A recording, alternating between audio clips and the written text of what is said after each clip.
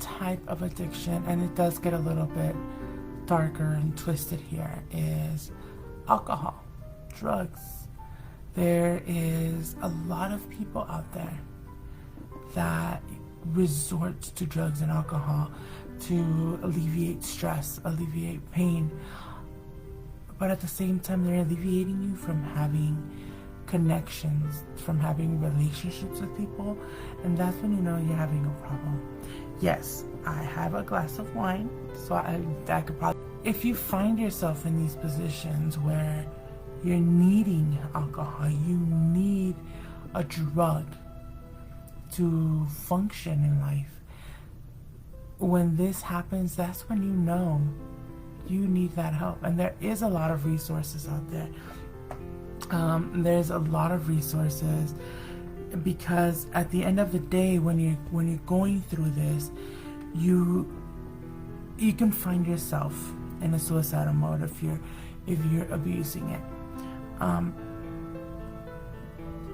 There's a lot of resources out there if you have family, friends whose drinking is affecting you, affecting your life, your relationships. When your relationship is being affected, even if you're not the alcoholic, there is other great groups. There is Al-Anon. Al-Anon is a wonderful program.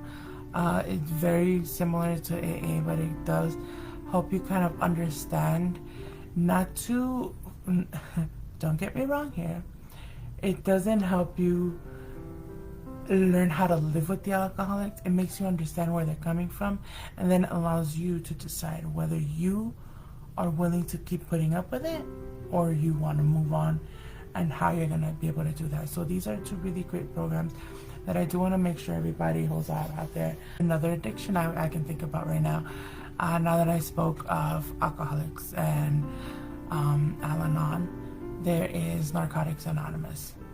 Now, Narcotics Anonymous is obviously for anybody that's addicted to narcotics of any kind, whether it's hardcore stuff like crack or just pain pills or whatever. I'm mentioning these programs, I'm mentioning these addictions with the sole purpose to hope, in hopes, obviously, to have everyone kind of analyze and see, hey, is this something that I have to address? Is it something that's gonna make my life better?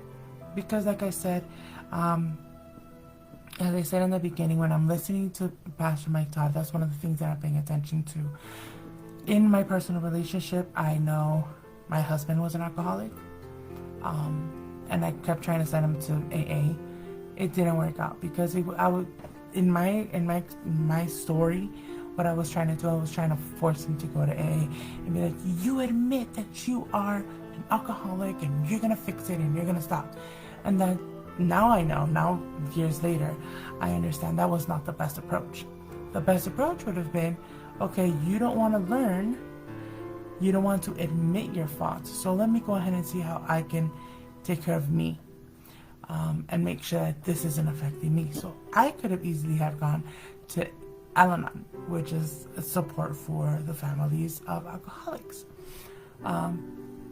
So there is a lot of ways that we can all help heal each other, but so that's the reason I did go ahead and bring those particular addictions up.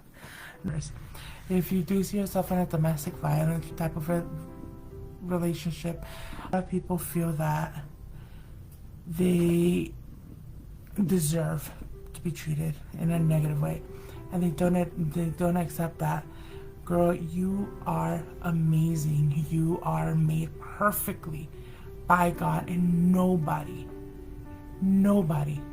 can mistreat you, because that man up there created you perfectly. So if you are finding yourself in a domestic violence situation or in a violent home, violent relationship, and violence doesn't necessarily mean physical violence. I mean, it can be emotional violence. I'm sure that there is women out there who get abused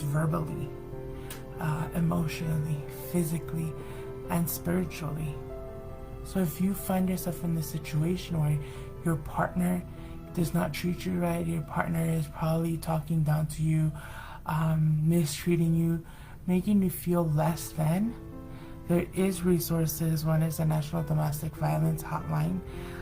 That number I will go ahead and put right here